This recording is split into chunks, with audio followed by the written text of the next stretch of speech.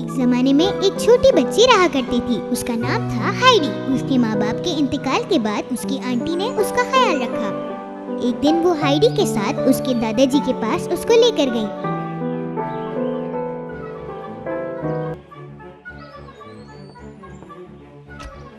दादाजी थोड़े गुस्से वाले बुजुर्ग थे और एक छोटी सी झोपड़ी में रहा करते थे। हाइडी ने अपने दादा को जिंदगी में पहली बार देखा था। दूसरे शहर में नौकरी मिलने की वजह से आंटी ने हाइडी को उसके दादा के पास छोड़ दिया।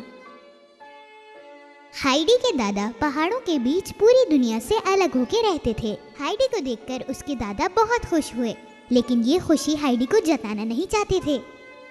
हाइडी के दादा ने कमरे में एक प्यारा सा बेड लगाया।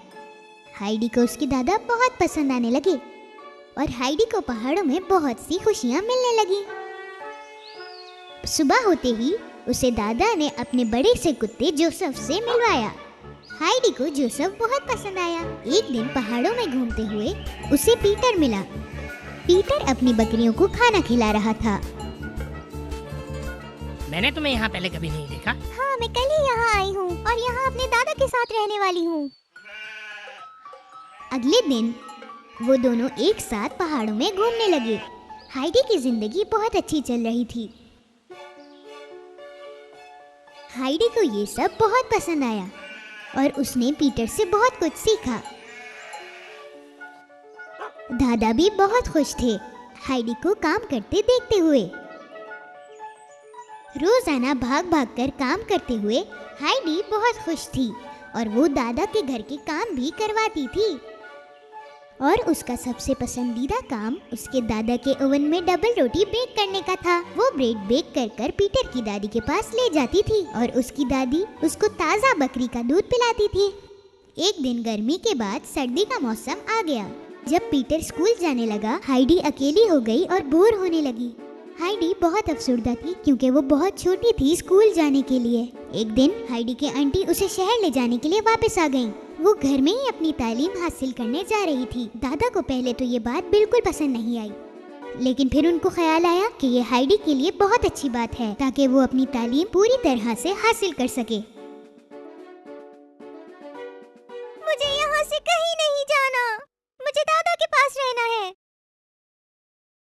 पर उसके दादा ने उसे जाने का कहा और उसकी आंटी ने हाइडी से वादा किया कि हम कुछ ही दिनों में यहाँ वापस आ जाएंगे। हाइडी और उसकी आंटी बहुत लंबे सफर के बाद एक बहुत बड़े महल जैसे घर में पहुँचे। कितना बड़ा घर है, मैं यहाँ रहूंगी। हाइडी क्लैरा से मिली। क्लैरा चल नहीं सकती थी बचपन में एक हादसे की वजह से। आंटी हाइडी को यहाँ इसलिए लेकर आई थी ताकि क्लैरा को एक दोस्त मिल जाए। क्लैरा और हाइडी दोनों बहुत अच्छे दोस्त बन गए। हाइडी के काम बहुत अलग थे और क्लैरा इसके मजे लेती थी। क्लैरा की दादी बहुत सख्त थी।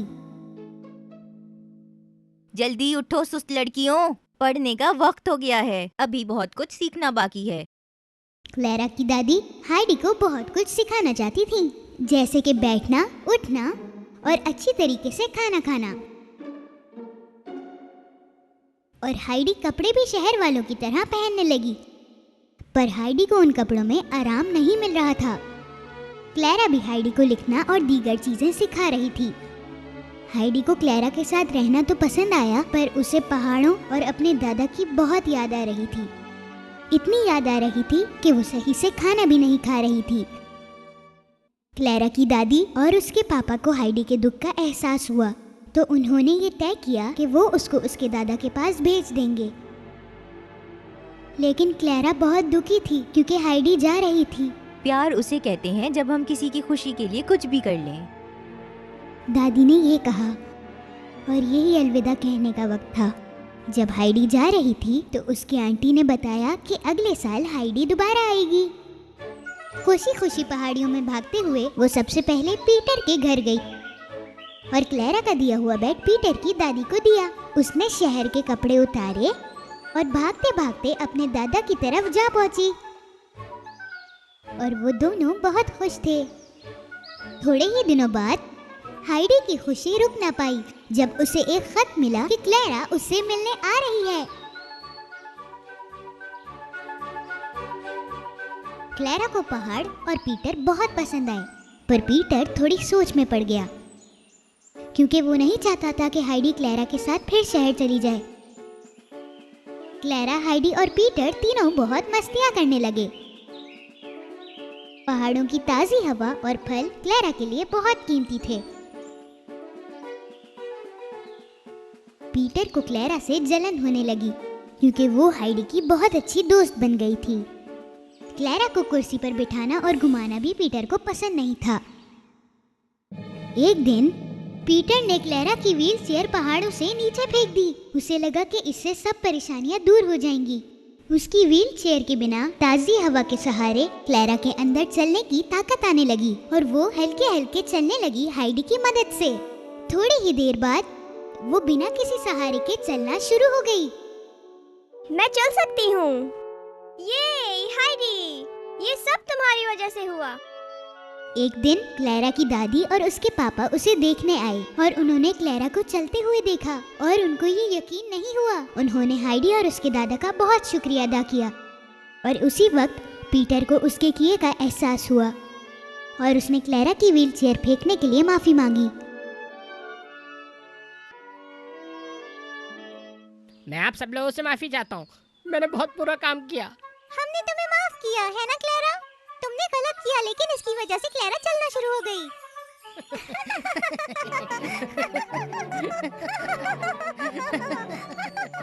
सब खुशी से हंस पड़े। क्लैरा और उसके घर वालों ने ये वादा किया कि वो अगली गर्मियों में दोबारा आएंगे और वो सारे अपने अपने घर बहुत खुशी से रहने लगे। एक दफा का जिक्र है, एक छोटे से शहर में एक खिलौने वाला रहता था जिसका नाम जिपेटो था। वो लकड़ी के खिलौने बनाकर बेचता था।